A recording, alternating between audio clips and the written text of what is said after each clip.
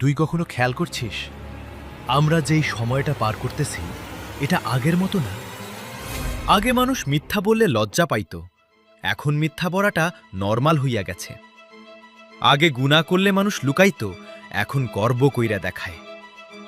রাসূল সাল্লাল্লাহু আলাইহি ওয়াসাল্লাম অনেক আগেই এইগুলা বলছিলেন।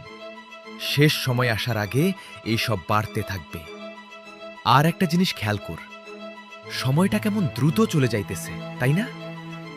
আগে দিন অনেক বড় লাগত, এখন দেখি সকাল হইলে সন্ধ্যা কবে হইয়া যায় বুঝিই না।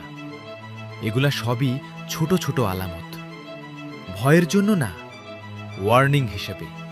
কারণ আল্লাহ আমাদের আগেই জানাই দিছেন যেন আমরা প্রস্তুত হতে পারি। দেখ, কিয়ামত কবে হইব এটা কেউ জানে না, কিন্তু আমরা কিভাবে থাকতেছি এটা আমাদের হাতেই।